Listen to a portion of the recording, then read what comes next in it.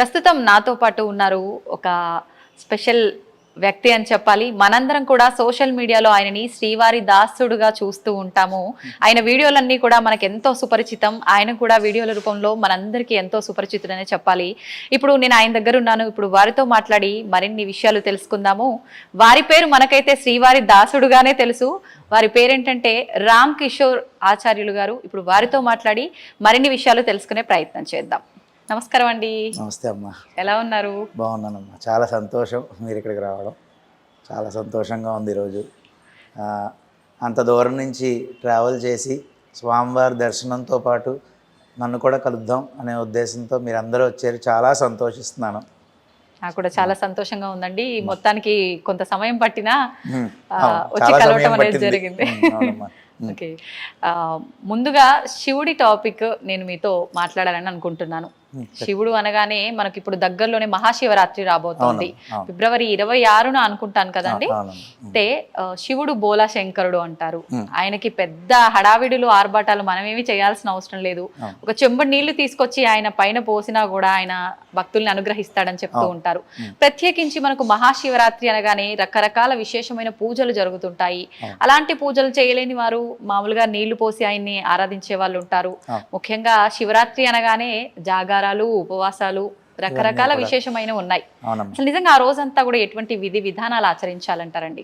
అంటే శివరాత్రి అనగానే ప్రథమంగా మనం అందరికీ తెలిసిన విషయమే శివుడు యొక్క అంటే శివలింగం ఆవిర్భవం అయిన రోజు అనమాట. ఆ రోజు రాత్రి శివుడి యొక్క ఏదైతే శివలింగం ఉందో అది ఆవిర్భావం చెందింది అని చెప్పి అది అని చెప్పేసి చెప్తారు. పురాణాల్లో కూడా అదే ఉంది. అదేవిధంగా మీకు ఒక్క మాటలో చెప్పాలంటే దర్శనాత్ అభ్ర సదసీత్ అంటే చిదంబరం అనే ఒక ఊరుంది. అక్కడ నటరాజస్వామి వారు ఆకాశలింగంగా చెప్తారు. పంచభూతలింగాల్లో చిదంబరం ఆకాశలింగంగా చెప్తారు. అక్కడికి వెళ్ళి ఏ విధంగా దర్శనం చేసుకోవాలో ఆ విధంగా దర్శనం చేసుకుంటే మోక్షం చెందుతాము అని చెప్పేసి పరమేశ్వరుడే చెప్పాడు. అప్పుడు అది చాలా కష్టం. ఎందుకు అంటే చిదంబరం వెళ్ళి మనం దర్శనం చేసుకోవడానికి వెళ్ళినప్పుడు ఇలాగ దర్శనం తీస్తున్నాము అని చెప్పేసి కట్టెని తీస్తారు. ఇలా లోపల చూస్తే ఒక గోడ మీద ఈ యొక్క మారేడు దళాలు మాల వేసి ఉంటుంది. దాని అర్థం ఏమిటంటే పంచభూత లింగాల్లో ఆకాశలింగం అయినటువంటిదే చిదంబరం యొక్క ఆకాశలింగం ప్రతిమ. అంటే ఆకాశం అంతా నిండి నిబిడీకృతం అయిపోయి ఉన్న పరమేశ్వరుడు ఎవరైతే ఉన్నారో ఆయన్ని అలానే ఒక గదిలో కూడా బంధించలేము కదా. కానీ ఒక ప్రతీకగా చిదంబర ఆకాశలింగంగా ఉంటుంది. అంటే చాలా చిదంబర రహస్యం అంటూ ఉంటారు చూసారు. అలాగా ఈ చిదంబర లింగం ఆకాశలింగం ఏ విధంగా దర్శనం చేసుకోవాలో ఆ విధంగా దర్శనం చేసుకుంటే మోక్షము అన్నారు. అది కాకుండా తర్వాత ఇంకా అది చాలా కష్టం కదా పరమేశ్వర అంటే జగన్నాథ్ కమలాలయే అంటే అక్కడ మన తమిళనాడులోనూ తిరువల్లూరు అని ఒక ఊరుంది. అక్కడ పుడితే మోక్షం అన్నారు. అది ఎప్పుడు పుడతామో మనకి తెలియదు, మన చేతుల్లో లేనిది, అది కూడా ఆయన చేతుల్లోనే ఉంటుంది. మరి ఎలా స్వామి అంటే సరే కాశ్యాంతు మరణం ముక్తి అన్నారు. అంటే కాశీలో మరణిస్తే ముక్తి. సరే నేను కాశీ బయలుదేరి వెళ్తూనే ఉన్నాను. ఈ లోపల ట్రైన్లోనే ఏమైనా జరిగితే చెప్పలేం కదా, మన చేతిలో ఉండదు. కాబట్టి మరి ఇంకా పరమేశ్వరుడు ఇంకేంటి, ఇంకా చాలా ఉచితమైన మార్గం అంటే చాలా సులభమైన మార్గం చెప్పమంటే స్మరణాత్ అరుణాచల అన్నాడు. అంటే అరుణాచల అని ఒక్కసారి స్మరిస్తే నువ్వు ఎక్కడైనా ఉండు భూమండలం మీద నీకు మోక్షాన్ని ఇస్తానరా అన్నాడు. అంటే ఈ విషయం నేను ఎందుకు ఇక్కడికి తీసుకొచ్చాను అంటే కనుక అరుణాచలం లింగం అనేదే అసలు ఆవిర్భావ లింగం అని చెప్పేసి పురాణాలు చెప్తాయి. అంటే చూడండి ఆది అంతం గురించి కొలవడం గురించి శ్రీ మహావిష్ణువు బ్రహ్మదేవుడు వెళ్ళడం ఇదంతా కూడా అరుణాచలం. కాబట్టి ఈ యొక్క శివరాత్రి రోజు శివుడి యొక్క ఆవిర్భావ కాలం. ఆ రోజు రాత్రి నుంచే పూజలు అభిషేకాలు మొదలుపెట్టారు. ఆ రోజు విశేషంగా చేయవలసింది ఏంటంటే మీరు అన్నట్టు ఇందాక శివుడు అభిషేక ప్రియుడు. కాబట్టి ఆయనకి దేంతో ఎంత ఖర్చు పెట్టి ద్రవ్యంతో చేసామా అనేది చూడండి. ఇంకా పెద్దలు చెప్తూ ఉంటారు ఎంత ఆయన మీద వేసినా కిందకు వచ్చేసేది, అంటే ఏ ఉంచుకోడు ఆయన. కాబట్టి మనం కేవలం భక్తి శ్రద్ధలు పెట్టి ఆయనకి అభిషేకాదులు, ఆయన ప్రీతికరుడు కాబట్టి అభిషేక ప్రియుడు. విష్ణువు అలంకార ప్రియుడు. అలాగా ఈయనకి యథాశక్తి పాలు, పెరుగు, పంచదార, తేనె, నెయ్యి, తర్వాత మంచినీటితో చేసిన, అంతేకాకుండా నవధాన్యాలన్నీ 9 రకాల ధాన్యాలు కలిపి ముందు రోజు శ్రద్ధగా మడిగా నానబెట్టుకుని ఆ నీటితో చేస్తే మంచి ఐశ్వర్యం కలుగుతుంది, నవగ్రహ దోషాలు పోతాయి. ఇది నేను ఎప్పుడు వినలేదండి. అయ్యో ఉందమ్మా, ఖచ్చితంగా ఉంది. అదే కాకుండా ఉద్యోగం కావాలి, ఉద్యోగం సరిగ్గా దొరకట్లేదు అనుకున్నప్పుడు జాజి పువ్వులు ఉంటాయి, ఇప్పుడు దొరుకుతూ ఉంటాయి మనకి జాజి పువ్వులు, విరజాజి పువ్వులు నానబెట్టేసి, అంటే నీళ్ళల్లో రాత్రే శుచిగా నానబెట్టుకుని ఉదయం చేసుకోవాలి. అది శివరాత్రి రోజు చేయడం వల్ల చాలా అధికమైన ఫలితం వస్తుంది. అంటే అలాగే పువ్వులు నీళ్లు కలిపి చేసేయడమే. అదేవిధంగా అన్యోన్య దాంపత్యం కొరకు చాలా ఇబ్బందులు పడుతున్నారు ఈ రోజుల్లో. ఎర్రటి మందార పువ్వులు శుభ్రంగా రాత్రి నానబెట్టుకుని ఆ నీళ్లు ఉదయాన్నే చేస్తే అత్యద్భుతమైన ఫలితం వస్తుంది.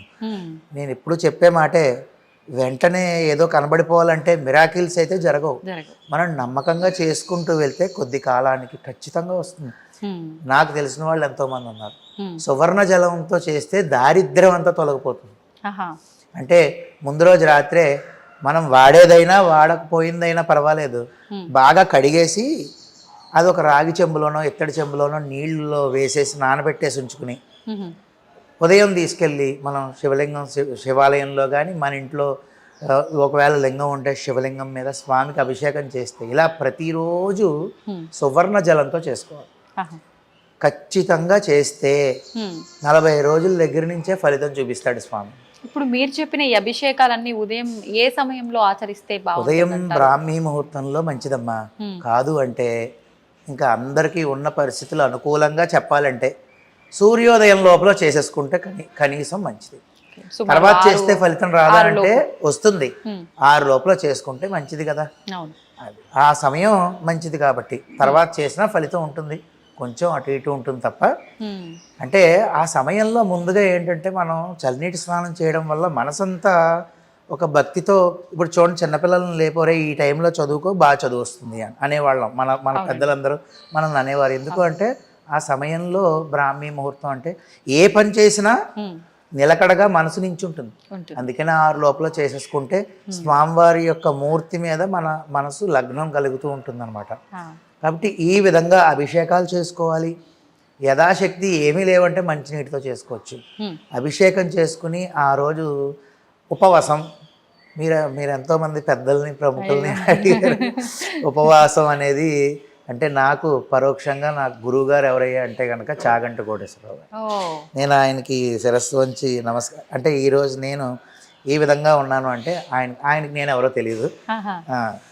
అలా కాకుండా నాకు ఉన్న గురువులు అంటే ఇద్దరు ముగ్గురు. రాజమహేంద్రవరంలో ముత్య శంకర శర్మ ఉన్నారు, ఆయన దగ్గర నేను నేర్చుకున్నాను.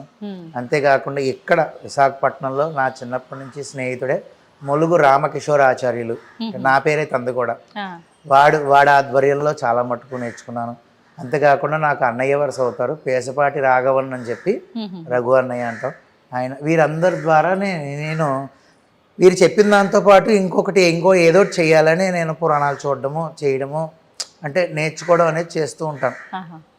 ఈ విధంగా ఈ అభిషేకంతో పాటు మనం ఖచ్చితంగా ఉపవాసము అంటే ఉపవసించుట, మీరు వినే ఉంటారు కదా.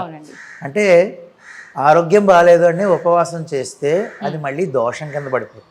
ఆరోగ్యం బాగాలేదు కానీ నేను ఉపవాసం చేయాలనుకుంటున్నా, నాకు భక్తి ఉంది, అప్పుడు ప్రాబ్లం ఏమవుతుందంటే శరీరాన్ని శుష్కింపచేసిన దోషం పడిపోతుంది, లోపల ఉన్న ఆత్మరాముడికి అందించలేదు అని. అంతా బాగుండి ఉపవాసం చేసే శక్తి నీకు పరమేశ్వరుడు ఇచ్చినప్పుడు మనం చేయొచ్చు. కానీ అలా లేనప్పుడు ట్యాబ్లెట్లు వేసుకోవాలి, బీపీయో షుగరో. అలాంటప్పుడు సంతోషంగా శరీరం కన్ను ఏదైతే ఉందో మనం బాగా తినేస్తే నిద్రలోకి వెళ్తుంది. అంత కాకుండా శరీరాన్ని నిలబెట్టుకోవడానికి కొంచెం కొంచెంగా స్వీకరించి స్వామివారి నామాన్నే జపిస్తూ ఉంటే అదే ఉపవాసం. అంటే వసించుట అంటే దగ్గరికి వెళ్ళి గర్భగుడిలో ఉండమనో లేదంటే గుళ్ళో ఉండమనో కాదు, ఎక్కడున్నా ఆయన నామాన్ని మనం గనక తలుచుకుంటూ ఉంటే ఆయన ఇక్కడే ఉంటాడు. అదే అసలైన ఉపవాసం. అంటే ఆ ఉపవాసం చేసుకోవడం, జాగరణ అంటే కనుక నిద్రపోకుండా శుభ్రంగా మొబైల్లోనో, ఇప్పుడంతా సోషల్ మీడియా కాబట్టి, అంటే ఆ వీడియోలో సినిమాలో చూసుకున్న వాళ్ళని ఎంతమంది చూశాను. అలా కాకుండా మీకు అవకాశం జన్మానికి ఒక శివరాత్రి అంటారు. విన్నారు కదా, చాలా పెద్ద మాటలు అంటూ ఉంటారు. జన్మానికి ఒక శివరాత్రి అంటే ఒక్క శివరాత్రి అయినా శివరాత్రిలో చేయరా అని సంతోషంగా ఆ రోజు రాత్రి అంతా కూడా స్వామివారి యొక్క నామం, కీర్తనలు, నీకు ఇప్పటి వరకు ఏమున్నాయో నీకు తెలిసినా తెలియపోయినా అన్ని సంతోషంగా కూర్చుని ఆయన యొక్క లీలలు తలుచుకుంటూ, ఆయన కథలు తలుచుకుంటూ, చెప్పుకుంటూ సంతోషంగా భక్తి పారవస్యంతో జాగరణ చేయడం. ఇది అసలైన వాస్తవంగా చెప్పాలంటే, అంటే ఎంతోమంది పెద్దలు చెప్పింది సంతోషంగా ఈ విధంగా ఆచరిస్తే జన్మానికి ఒక శివరాత్రిలాగా అందరూ బాగుంటారు. అంటే లోక కళ్యాణం జరగాలి మనకి అంతే. ఈ యొక్క శివరాత్రి రోజు ప్రతి ఒక్కళ్ళు ఈ విధంగా అభిషేకాదులు, అంటే ఏదైతే నేను ద్రవ్యాలు చెప్పానో కొన్ని ద్రవ్యాలు అవో, లేకపోతే మిగిలిన ద్రవ్యాలతోనైనా ఈ పంచామృతాలతో అన్నీ కలిపి చేసుకోవచ్చు. ఈ ద్రవ్యాలతో అభిషేకము, అర్చన, యథాశక్తి అష్టోత్తర నామాలు 108 నామాలతో అర్చన చేసుకోవచ్చు. అదేవిధంగా ఉపవాసము, అంతేకాకుండా ఈ జాగరణ విషయానికి వస్తే చాలా మంది 12 దాటిందంటే ఇంకా అయిపోయింది, రోజు మారిపోయింది అని చెప్పి అప్పటి వరకు మేలుకుతో ఉండి అప్పుడు పడుకునే వాళ్ళు చాలా మంది ఉంటారు. అది కరెక్ట్ పద్ధతి అంటారా? కరెక్ట్ కాదమ్మా, అది మన ధర్మం కాదు. వాస్తవంగా సూర్యోదయం అయ్యే వరకు కూడా ముందు రోజే, నేను కూడా 2-3 చూశాను. శనివారం ఉపవాసం ఉంటాడు ఆయన, 12 దాటాక తింటాడు. అలాగా నేను కూడా 2-3 చూశాను. అది పనిచేయదు. సూర్యోదయం వరకు కూడా మనకి ఖచ్చితంగా ముందు రోజు లెక్కే. సూర్యోదయం అయిపోయిన తర్వాత మరుసటి తిథిలోకి మనం ఏకాదశి ఉపవాసం చేసామంటే, ద్వాదశి రావాలంటే ఏకాదశి రోజు అర్ధరాత్రి 12 దాటితే ద్వాదశి అంటే మరుసటి రోజు సూర్యోదయం అవ్వాలి. మరి అదే ఏకాదశి ఉపవాసం చేసామంటే ద్వాదశి రోజు వెంటనే సూర్యోదయం అవుతుండగానే పారణ చేసేయాలి, భోజనం చేసేయాలి. ఉపవాసం చేస్తే అలా చేయమన్నారు, వెంటనే ద్వాదశి వస్తుందనగానే చేసేయాలి. ఓకే, సంతోషం అండి. చాలా చక్కగా వివరించారు మహాశివరాత్రి గొప్పతనాన్ని, స్వామివారికి ఆ రోజు ఎటువంటి ఇబ్బంది ఉన్న వాళ్ళు ఏ రకంగా అభిషేకం చేయాలనే విషయాన్ని కూడా చాలా చక్కగా వివరించారు. ధన్యవాదాలు. ధన్యవాదాలు, చాలా సంతోషం.